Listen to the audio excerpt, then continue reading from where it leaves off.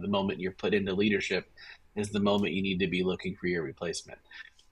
And that's like, if you look at like Jesus and his time here, the moment he began his ministry, he started looking for his replacements.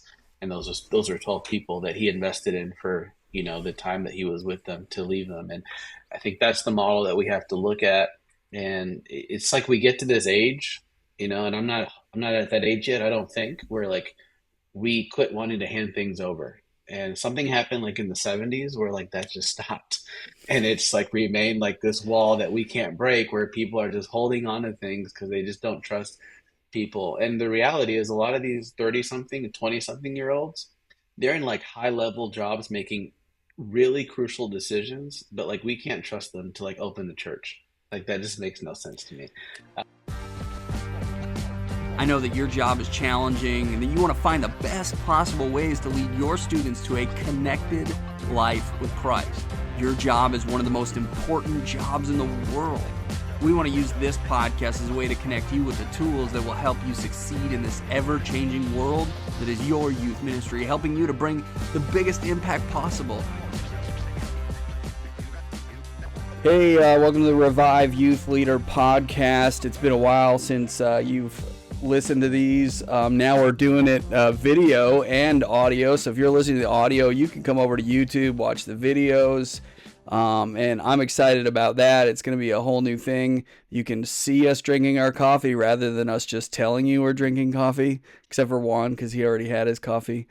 But just want to introduce to you guys Juan. He's a good friend of mine. We've known each other, probably 15, 16 years. And Juan is in ministry at a church, Seventh-day Adventist church down in Florida. I'll let him tell you about that more. We went to seminary together, but we both have a passion for working with young people, specifically young adults. And Juan's got an interesting venture that he's doing down there with Warehouse Community Church. But Juan, how's it going, man? It's good, man. It's good to obviously have these conversations and talk with people who are in the same journey as me. I think both of us are in pretty rare but really awesome opportunities. So it's not like I get to have these conversations often because no one else is really experiencing what I am. So it's good. I'm doing well. Just got back from New York.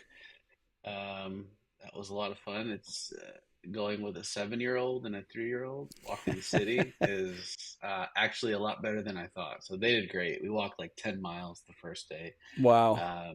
but it was a really fun trip. Were you guys visiting family up there or something? Or So I have a lot of my family's there. We saw nobody. We literally went to just do all the fun stuff in the city. A lot of my family commutes from out from like Jersey and Connecticut into work in the city. But we went more to do stuff with our daughters. There's some cool troll stuff that they were doing, and so yeah, we did all the touristy and all the food spots. Sure. nice. I'll confess, I have never been to New York.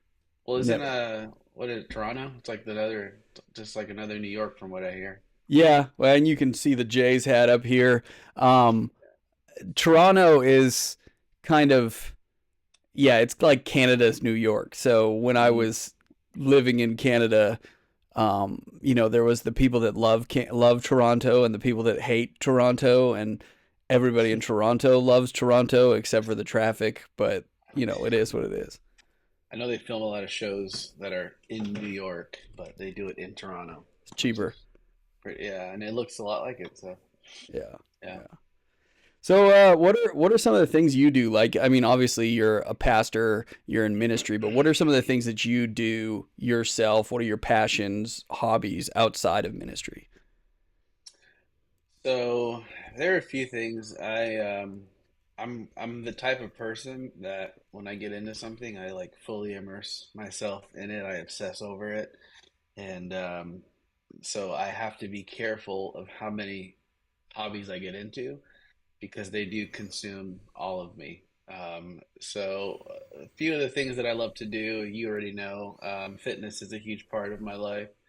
I love to work out, exercise. I do that pretty much 6 days out of the week. I used to be very competitive in CrossFit and competed at the pro level for a little bit. And then I had kids and got older, so I retired from that because it's too much time. Still exercise though. I love to do that. I'm very outdoors. I love to ride my bike. I love to do cycling. As you know as well, I love coffee. I got into coffee while in seminary, so that's a funny story, but got into like coffee roasting and then cupping coffee and just getting really into the science of how it's grown and all the elevation and how just all that crazy stuff. So it's just it was very good for my personality because I mean, you can go right into like a black hole of like information, and I was just eating it all up. So I love fitness, love coffee. I also, most of my time is spent with my girls. I'm a father of two girls, so I'm a girl dad, and that takes up most of my free time is being with them. I will say though, being a girl dad may actually require coffee. Mm, Those of you that don't know that are listening, I have three girls. No boys are allowed in this house. We have female pets. It's just the way it is. interesting. And as they get older, like my oldest, she's 15. Wait, almost 15, and she has a boyfriend, and Oh it's my, scary, man. It's scary. yeah. But yeah, coffee mellows me out, so I drink a lot of Mm, coffee to help yeah, with my interesting. emotions. And speaking of which, actually, I'm drinking coffee that you gave me from the holy land of Florida down there. Nice. Some Still lineage. some lineage beans, and it's delicious. I will say that. Uh, awesome. Very cool. Yeah, that's very much been, I as a Adventist pastor, it's more accepted now, obviously. And it's funny because at our church, we have two campuses, and I oversee the warehouse side of things where we do serve coffee and really good coffee. It's lineage that we serve, and we in our sanctuary building we don't, but like all the Sabbath schools, we have like 30 Sabbath school rooms on the main campus. They all have like Keurigs and coffee like in their rooms, but like they don't want it in the lobby, In the but you can lobby. smell it like everywhere. And this past week we're doing our sanctuary is getting renovated, so they're doing an ABL renovation of the whole space. So we met in the warehouse. So it was actually a really cool experience to have everyone back together again since we've been worshiping separately. Mm. And so we didn't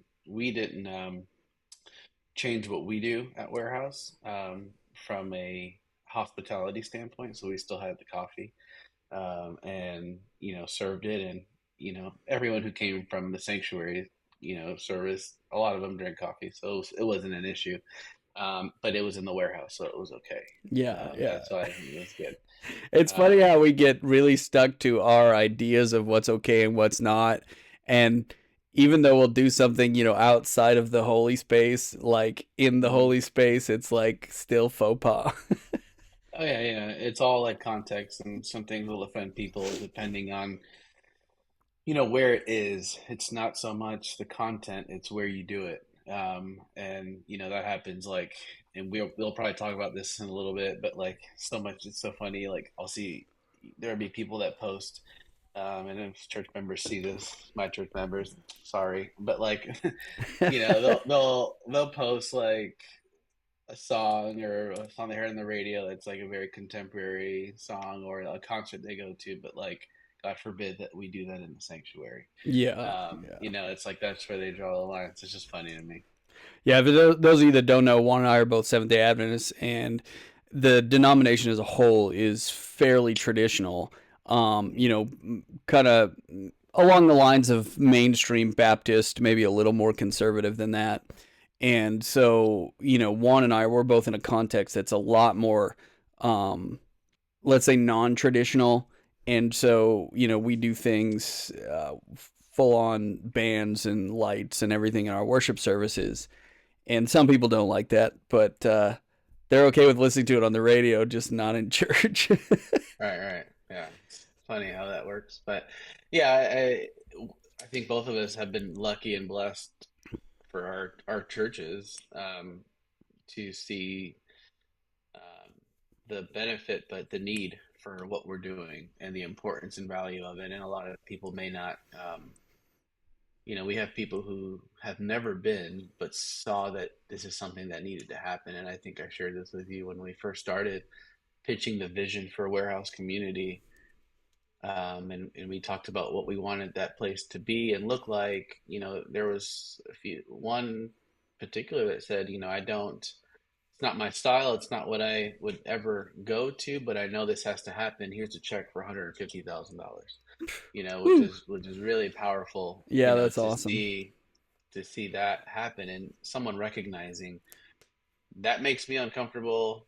Like I don't know if, but I know that my children, their children, that's an experience that they resonate with. So I see value in this, and I'm going to support the vision.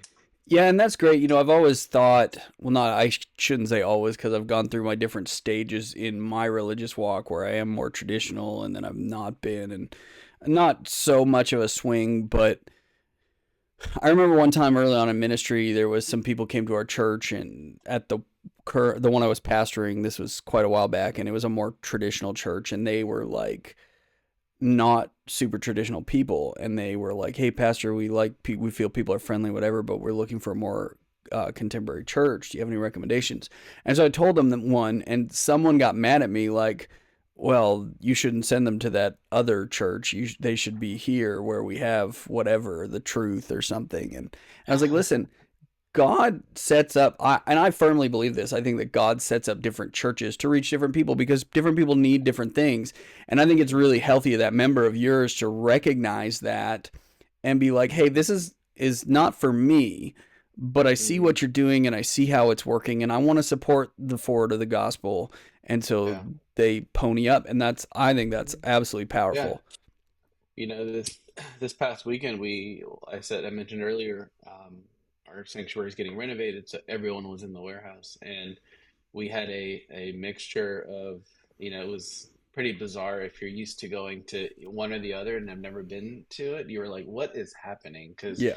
the choir opened up with, a few pieces, and then we came and did two songs, full band, all in, didn't hold back. And then I spoke in between both songs, and I just said, hey, like, there was probably some tension in there of like, what is this going to be? I'm nervous of what's this going to look like. And I said, hey, like, we don't do this often.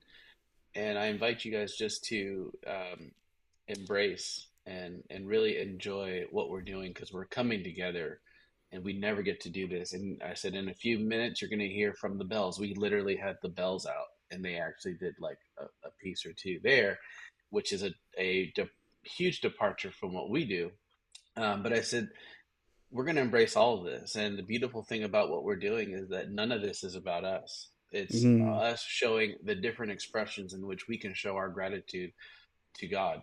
And we do this differently, and we get this chance this week to show the different ways that we can do that. And I made sure to really give credit to the choir, and give credit to the bells that work hard to do what they do. And I said, "And we're warehouse. This is what we do."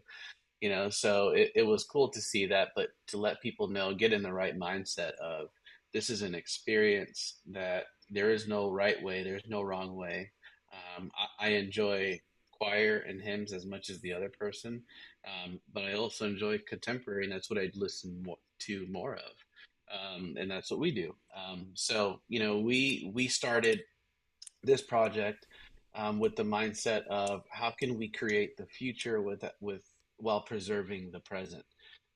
And that's kind of how Warehouse started, was allowing the sanctuary to continue to do its thing, but begin to create the future that if this ever became less or irrelevant, then the future has already been created, and that's why Warehouse exists.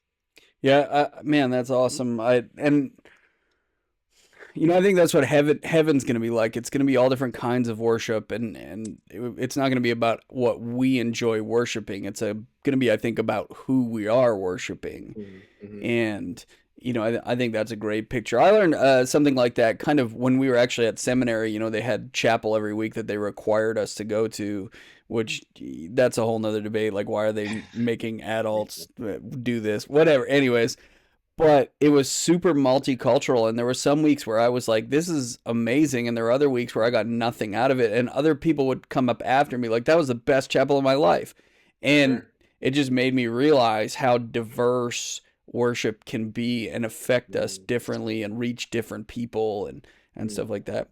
So how did you get into this? Like, how did you go from, seminary to being at Forest Lake and starting this young adult focused arena, and why? Yeah. Oh, wow. All right. So, well, I went to, I was, um, I got picked up by Florida Conference slash, at the time was Florida Hospital to be a chaplain. And so they sponsored me to go to seminary, and that's where a lot of stuff changed. At the time when I graduated from Southern School in Tennessee in Chattanooga, um, the year I graduated, which was 2011, there weren't many jobs. There was a lot of people graduating and not a lot of jobs, which is funny because now it's the complete opposite. Yeah.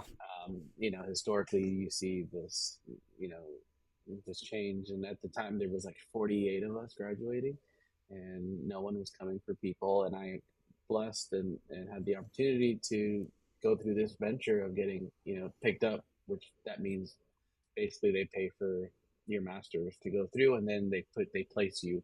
My placement was going to be as a chaplain in a hospital. So I did 1 year of residency in the hospital, and it was good. I enjoyed it. I learned a lot about myself and did clinical pastoral education, 4 units of that.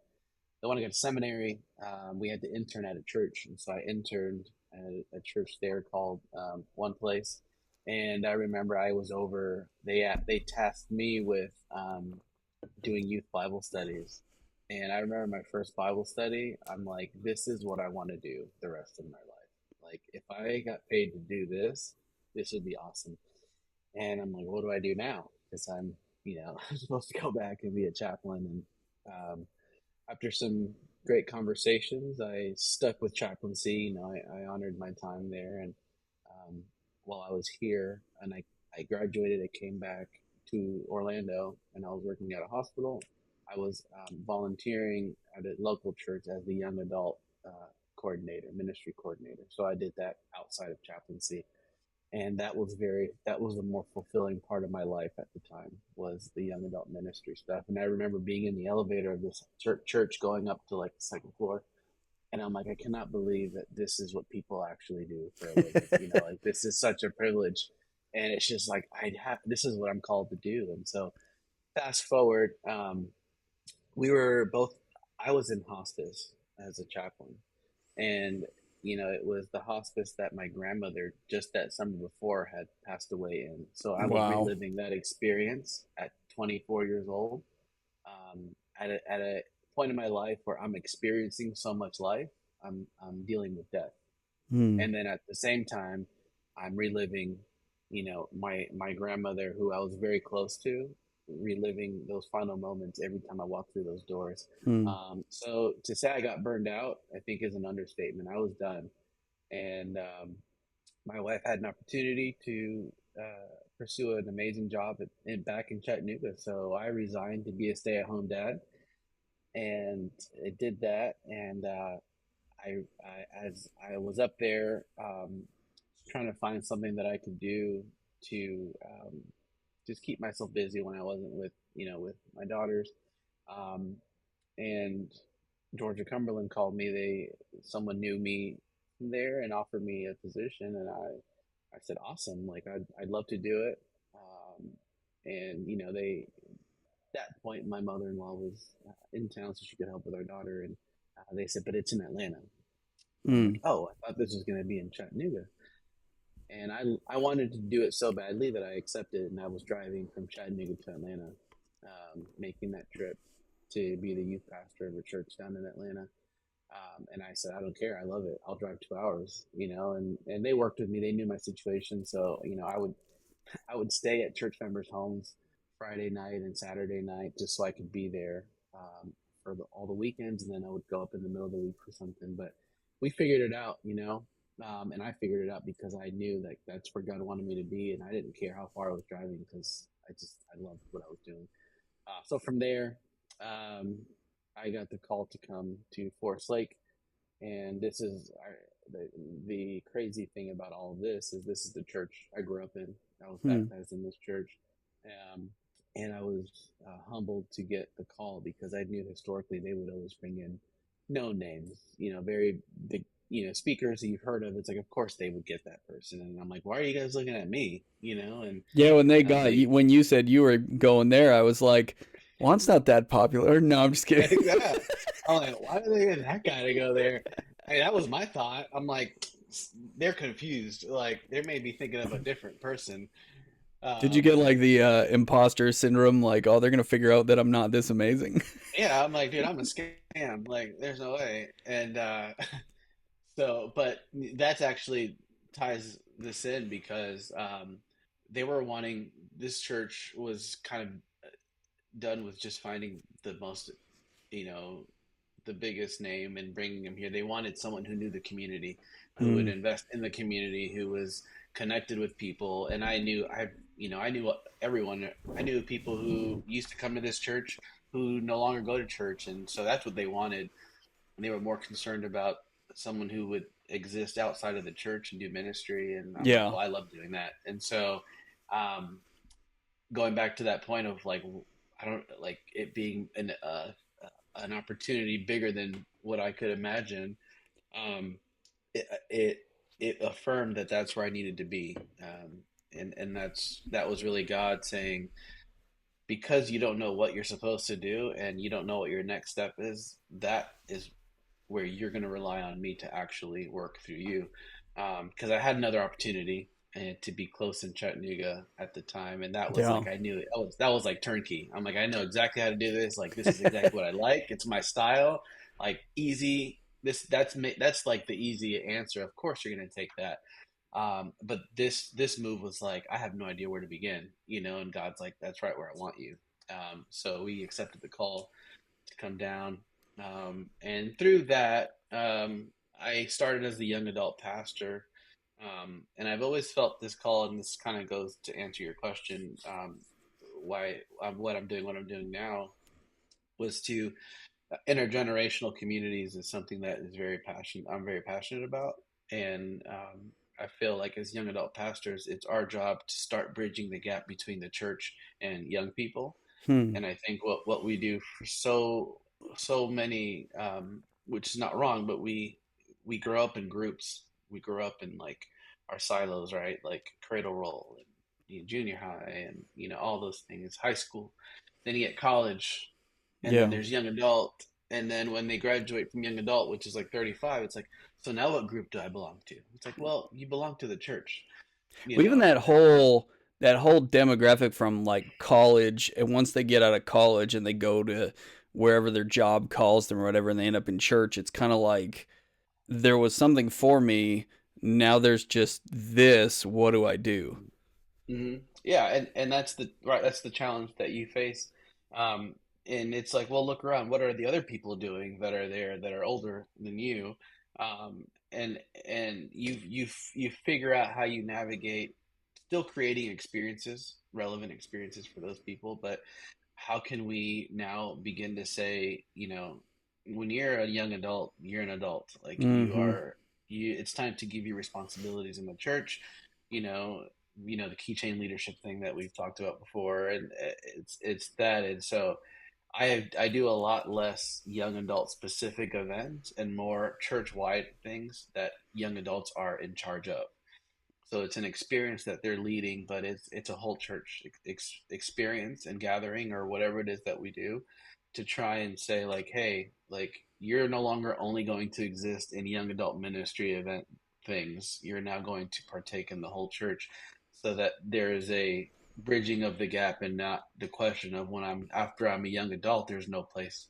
There's no place for me. So Yeah. Warehouse was one of those experiments that said we want to create not a young adult service. We don't want to create a youth service. We want to create an experience that's relevant for young adults, but that everyone can come to, and primarily is dreamed and created by a lot of the young adults at our church. And now we have leadership from all ages who are part of Warehouse. Yeah.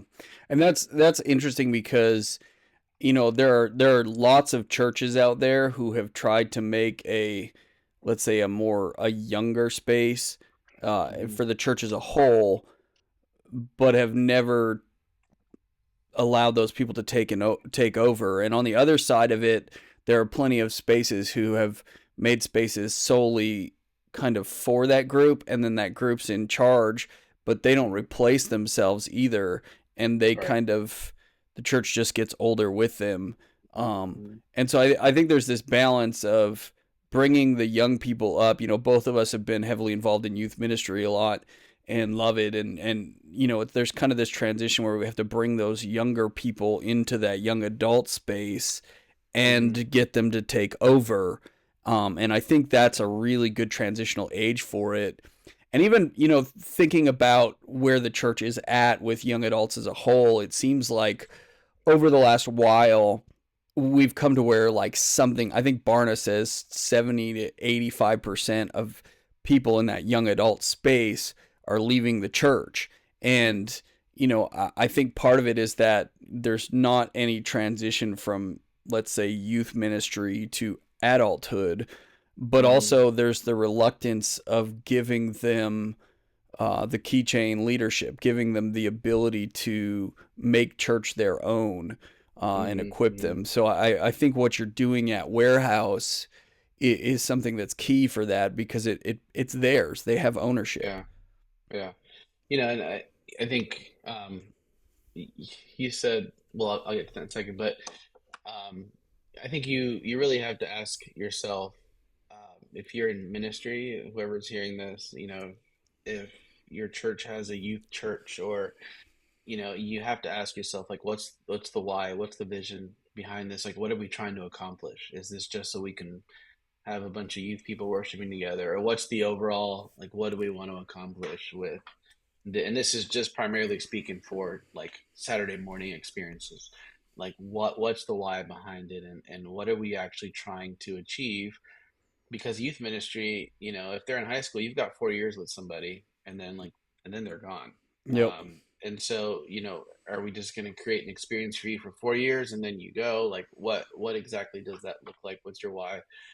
And ask yourself, is what we're doing, is it accomplishing the vision of the church? And for us, we're in a unique situation. We have a youth pastor and a young adult pastor. And most people who like don't know the difference, just they call us both the youth pastors. I'm like, no, like, I'm young adult and he's youth, and it's a luxury, honestly. And Yeah.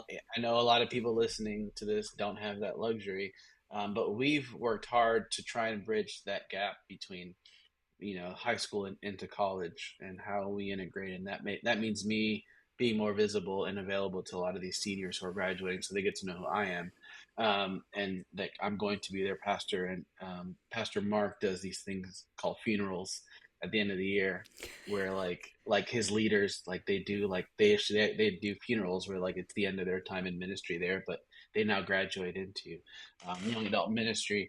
And that's where we really will take them into a different space. This is going into worship leading, but even like musicians, we really don't take high school musicians and put them on the team on a regular rotation until they've graduated, because of the expectation that we have for those people. But there is a process and a mentoring, and I think you said it when we were just up there a couple of weeks ago. Like, you were telling your worship leaders, if you're not finding someone, you're not mentoring, someone, and you're still leading worship in 15 years, like, there's a problem. Yeah.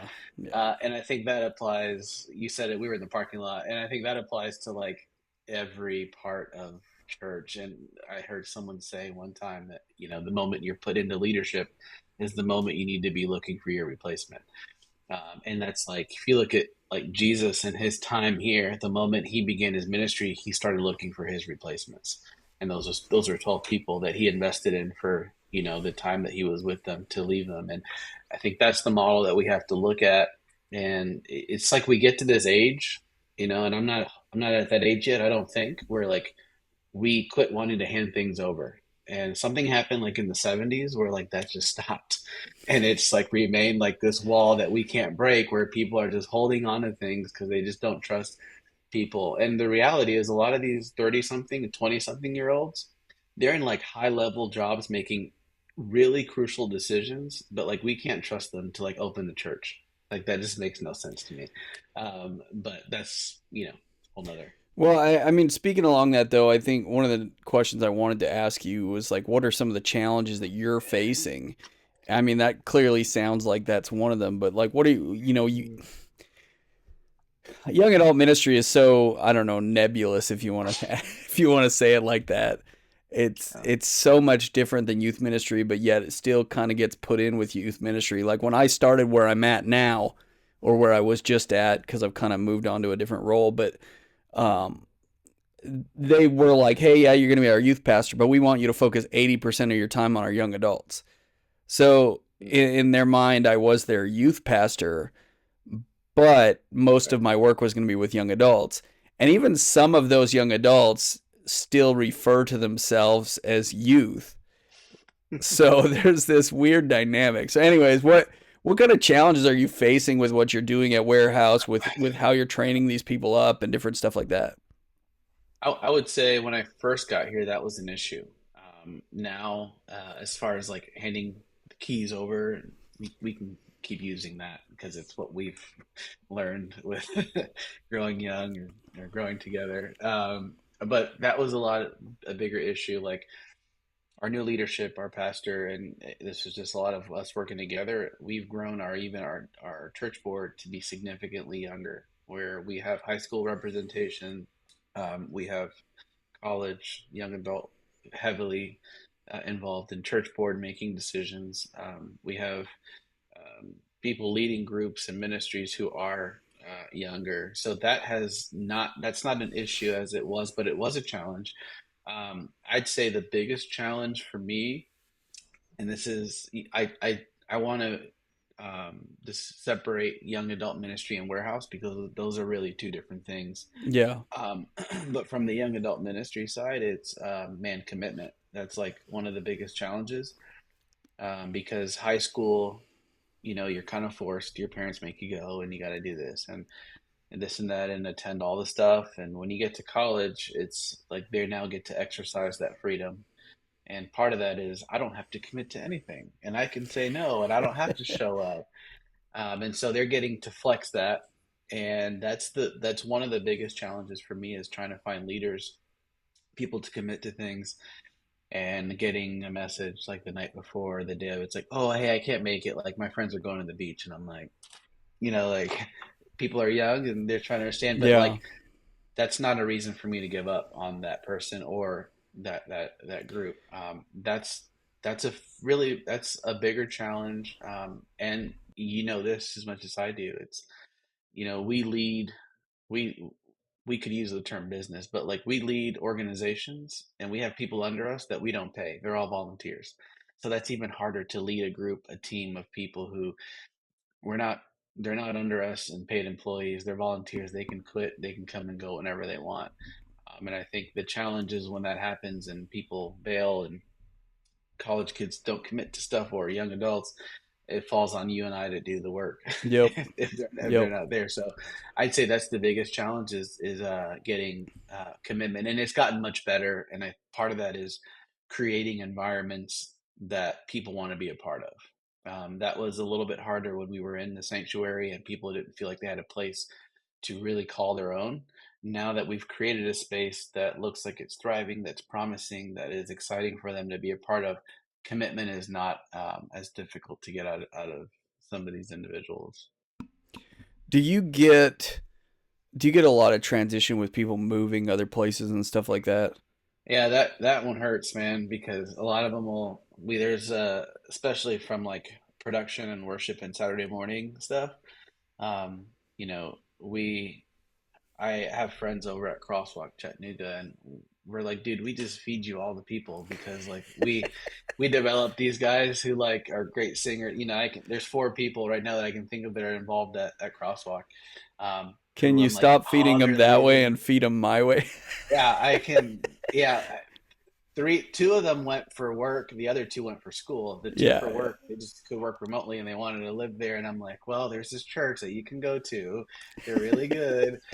And so friends of mine will send me videos of people singing or leading or running camera, and I'm like, man, they're gone. And um, it Orlando geographically, it's a lot less now of a transition location. People Yeah. are now actually staying here, and that a lot had to do with just pandemic. Um, cost of living, although it is going up. But it is a very growing area. So there is a lot more people who are actually wanting to live here. Orlando's become not just the vacation place, but like it's now like the number one. A few places named it like the number one food city. Like all these different things that it's attracting people. So we're getting more people. Um, and my first 2 or 3 years, I felt like every leader I had was like going somewhere, and like that, especially like in like Sabbath school and like our classes that we do, a lot of my leaders were either going to pursue other degrees elsewhere or going to do their masters, or and they would leave. And I mean, I felt like I had to like rebuild everything all over again when that happened. It was rough. Yeah, I remember when that first started happening to me in this young adult era. And I was like, we lost this really great singer. And I was like, what What are are we you gonna gonna do do? now? And I was in such a pit, like, oh man, how are we gonna replace this person? And the crazy thing that I found is just like I'll be praying about it or whatever, and then God brings somebody to fill Mm, that slot. And yes, of yeah. course, the other person is missed, but at the same time, I find that God always replaces if we're doing His will and we're doing what He wants us to do. And but Mm, it's hard, man. Like I just think about the turnover that we've had in the 4.5 years I've been doing what I've been doing, and it's just like there are definitely people who are in my core leadership team that are still mhm, there, but more than half of them have transitioned on somewhere else or yeah. whatever.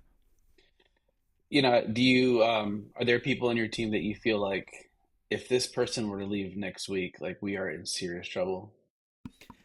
Not as much anymore.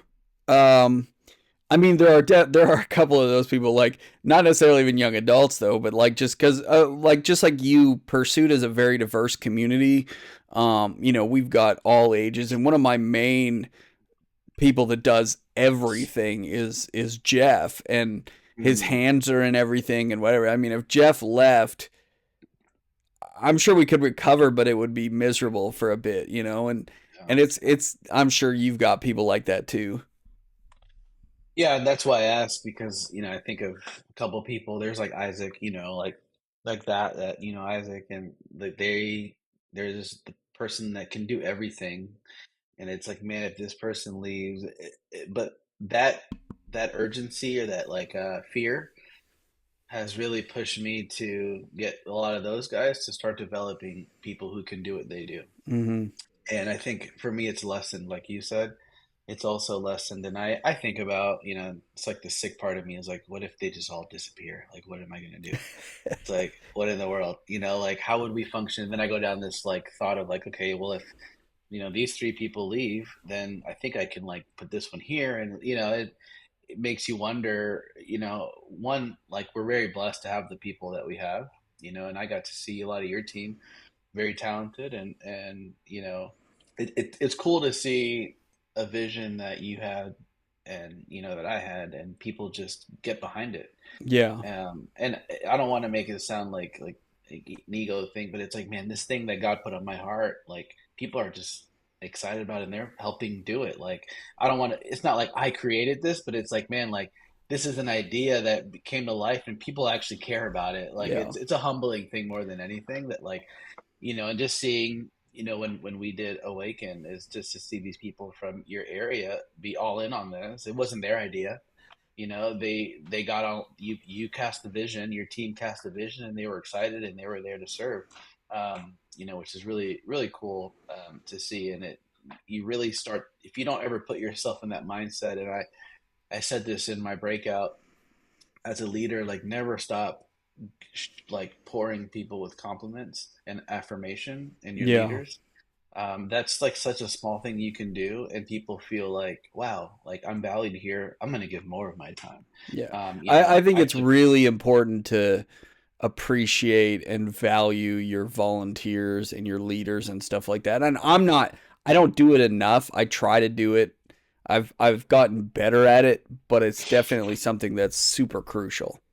and I'll ask myself, like, if someone leaves, it's like, man, did I really show enough? Was it my fault? Like, and most of the time it's like, no, like they're going to pursue another job. But I'm like, dang, what did I do? Like, maybe I didn't like pay enough attention or share, and usually that's not the case, but it does make a difference when you do it. And I remember taking one of my leaders out, and he's in charge of like setup takedown kind of behind the scenes, and I took him to lunch or dinner. He's like, so what are we meeting for? And I'm like, dude, I just want to thank you for everything you do, and like just want to share my gratitude. The least I could do is take you to dinner. He's like, wow, I thought this was like going to be a bad meeting. And I'm like, no, dude, like I don't know what you've experienced before, but like I really just want to thank you for what you do and your commitment to your local church. And Yeah. this is the least. And he's like, this is amazing, and it's just small stuff like that, like a meal He can. thought he did And some. he's like, oh man, like what did I do? It's like I really want to thank you for everything you do. And that just goes a long way. And I could just see like the next level of commitment for him when he saw he was valued. It's like, okay, like I want to take this to the next level, and really thinking through how he sets up signage and how he coordinates the people who are welcoming. And it's just little things like that that I think go a long way. And it helps me know, like I'm taking care of my team by just letting them know how much I value what they do. Yeah. Well, I think, in youth ministry, in young adult ministry, in church ministry as a whole, part of what makes success is developing good volunteers, developing people into leaders. And, I think recognizing those people who are willing to really put in and then seeing that and cultivating it helps Mm-hmm. for success in ministry. Yeah. Yeah, 100%. You know, where I mean, you might be listening to this in 5 years and be like, "Oh, this is old school technology, whatever." But here we are. It's 2024. We're hitting an election cycle, and you and I talked a little bit about this last time we saw each other. But I think with young adults, it's something that's very real for some of them. Some of them could care less, but we're heading into an election year and just like keeping politics out of it. How do you think this is going to affect ministry where you are, and stuff that you guys do? Mm-hmm. Mm. Boy, oh boy. Funny, we had staff meeting, and it's already started. Um, I think as the local church, it's always been my belief that we are called to bring people together and not pull them apart. Hmm. And part of that can be seen as, well, you're not being vocal enough on certain issues. While the other group is like, thank you for just allowing us to experience each other without bringing that stuff to the church. Hmm. Um, and this is specifically talking about issues that, and we saw a lot of that during the last 3 or 4 years, Yeah. of we wrestled with that like crazy. And I think we're going to go through this again. I think we're bracing ourselves because stuff's going to happen. And our society, our culture, like we can't, a lot of us just can't have a conversation with anyone anymore without, if we differ on opinion, it's like we're done with that Yeah. person. Immediately they're your enemy or you're their And it's, enemy. yeah, like what happened to just like, yeah, we believe different things. And for me, the moment I've said this before, it's we need to value people over politics. Hmm. And I think that is how we need to pursue and going forward into this election season. I think Um, as far as our community, we very much keep away from any issues like that from the pulpit and from church because, like I said, we're here to bring people together. Part of that, what that looks like, and Sam Lenore, who spoke at Awaken, he said, and I still have a picture of this quote in my phone back in 2020. He didn't know what he was preaching on. He didn't know what he was about to say and how it was going to impact the world. This was Yeah, February, 2019. yeah, 20, no, No, 2020. 2020. Yeah, you're right. You're right. You're Yeah, right. February of 2020. And it was Valentine's weekend. And as he's preaching, this date showed up, and it was November. I looked it up because I'm like, why is this date behind him? And he's talking about, like this, and it was the Sabbath after the Saturday after election, the election day. Hmm. And he said on this day there are going to be people that go to your church that have voted differently than you, that have different views on political opinions than you. Can you put that aside and worship together and understand why you are really there together as a Hmm. community, is to worship the Almighty God? And that's always stuck with me, and that's always since then has always been kind of my um, the position I take. It's we need to do obviously when there's tragedy and things that we need to respond to as a community, we obviously do that. But if there's anything that's going to tear us apart, like there's no space for that. Hmm.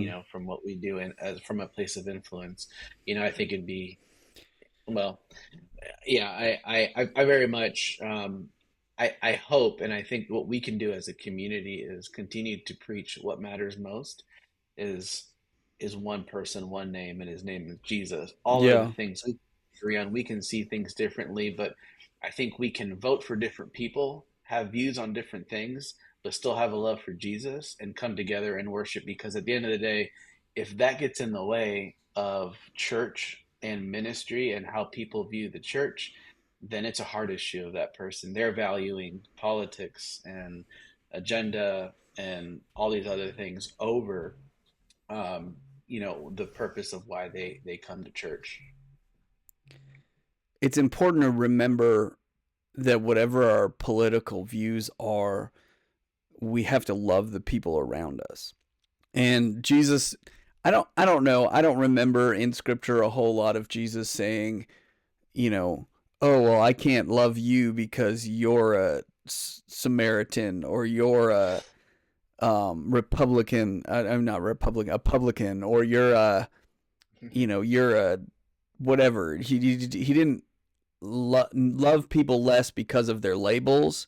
He loved Hmm. people because they were children of God. And I think for us, that can change so many things in ministry, in church, and whatever. If we would be a community that loves people no matter what and Hmm. saw beyond that. And it's interesting too because even, whether you take racial divides or other issues or whatever the current thing is, political issues, the Republican or Democrat or whatever, if you take all that stuff and you go have a conversation with someone, you could probably have a good conversation with most people, Hmm. when you Face to take face. those biases out of them. And around most people, the hate and the prejudice and stuff like that disappears. And I don't have a lot of conversations that I know of where I was just like walked away like, man, I hate that person because they voted this way. You know what I mean? Like Yeah, it's just, yeah, yeah, I think we need to see people and people as children of God rather yeah. than their political views and things like that. And I think what has really attributed to this attitude is social media. You know, Yeah. 30 years ago, everyone was just having conversations with one another, and it feels like everyone got along a lot better. But with just social media, how things just can get twisted, and people can feel like they can be disrespectful to someone else without having to face them. It just has escalated stuff, and I Yeah. think I I don't even engage at all ever on stuff like that. I'll see, I know you probably saw it during the election, your page with people posting their opinions, and I'm like, I'm not. if someone wants to have a conversation with me, it'll be face to face. It'll be, let's talk about this. And Well, even how many people have changed their political affiliation because of meme you posted on social right, media or whatever, you know? like, and I think I said that once. It's like, when did someone say, you know what? Because you insulted me on this, I think you're right, and I'm going to agree with you. Like, that has never in the history happened.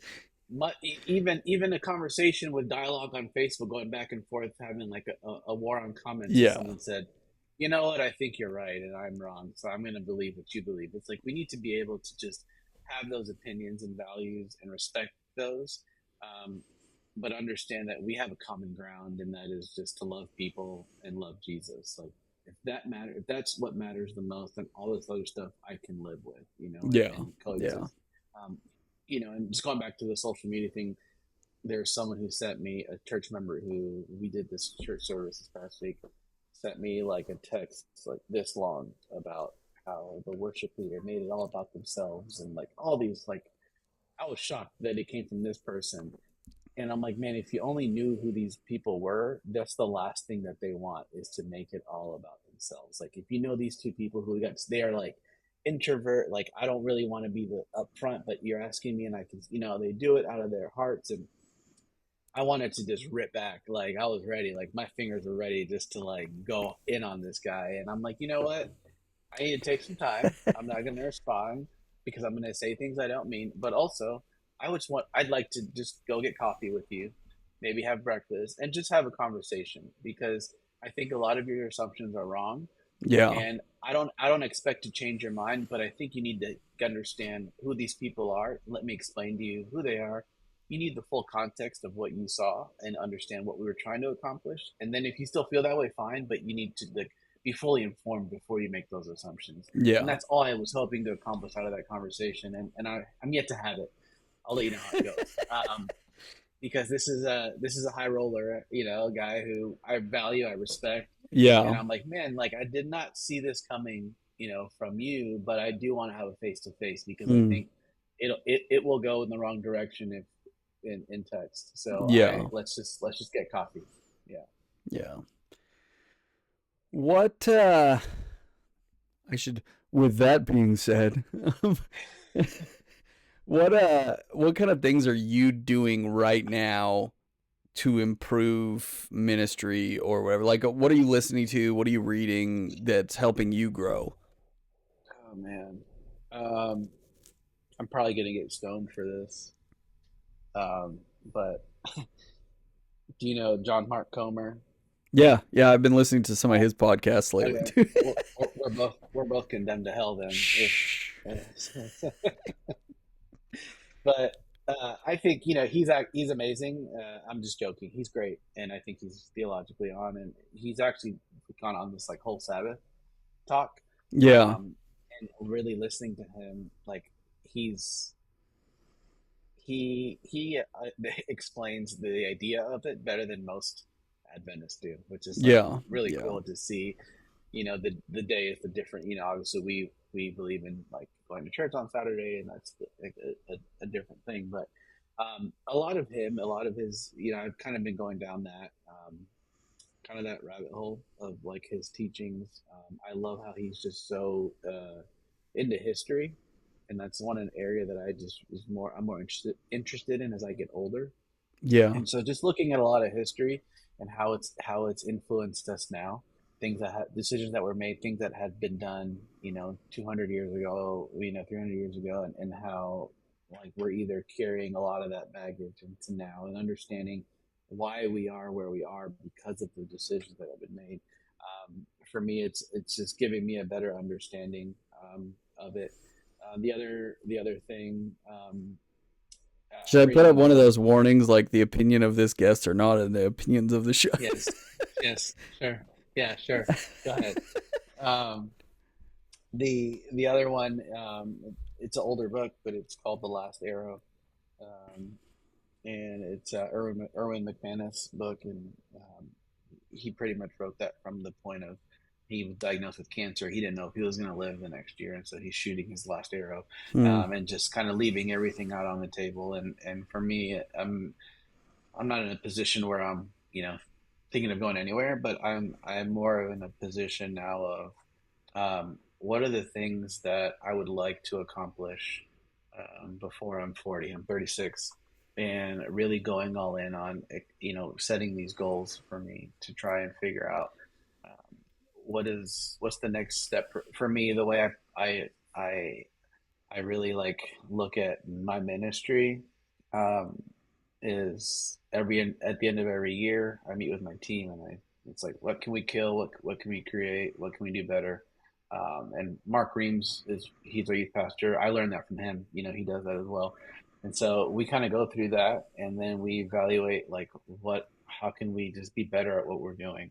Yeah. And I feel like for a season, for a few months ago, we were just kind of coasting, and I did not like that at all. Um, I didn't like the feeling that we were just going through the routine of every week and not really, challenging. And I literally, it's funny you asked because we had this conversation yesterday with our team, with our a couple of pastors. And it's like, man, we started Warehouse to be like this experiment of just being bold and daring and trying new things and being very creative. And I feel like we've done it, and now we've just kind of been coasting on what we feel like is really doing is working, but we're not really challenging our people to Hmm. be uncomfortable. And that was Yeah. always a challenge: is how can we make our church uncomfortable, but that they grow more spiritually. Well, you So can go and walk around a desert for 40 years. yeah, that would be a challenge for sure. Um, so yeah, that's kind of like where I'm at right now, and how I'm trying to better, kind of what I'm doing and grow as a person. You know, it's funny you said you're thinking about what kind of things you need to do before you're 40. I got Totally, news man. for you. 40 is not the end. Yeah, I'm 43. I'll be 44 in a couple of months. So Well, I've yeah, climbed see, over. like when I get 40, it's like what I want to do at 45, and like Yeah. one of my goals was when I was 30, I wanted to buy a house and renovate it and sell it, and I'm 36, and I'm at the point where that's not going to happen. I don't want to do it. So I've given up on on that. But ministry wise, I think I can accomplish the things I want to. That's awesome. Hey Juan, thanks for your time today. Thanks for having this conversation with us. It's been awesome. Thank you, man. And yeah, hopefully this can help some people that are watching or listening think better about ministry or how they can grow or where they can shoot their arrow or whatever you know. And as always, if anybody's got any questions or whatever, feel free to email me, contact us, and we can talk. Hey, and I'm always looking for podcast guests. So if anybody is like, hey, I'd like to be on that, I've got some things to say, shoot me an email, whatever. And I'll say no. I'm just kidding. But anyways, thanks Juan. Thanks for your time. It's been Thank you, man. awesome. It's always good to catch up with you and talk about ministry. And we've got similar contexts, so it's nice to talk about those different things. But I hope everybody's enjoyed the show. Thanks a lot, Juan. Thanks for joining us. Thank you. Thank you. It was a blast. Appreciate it. Awesome.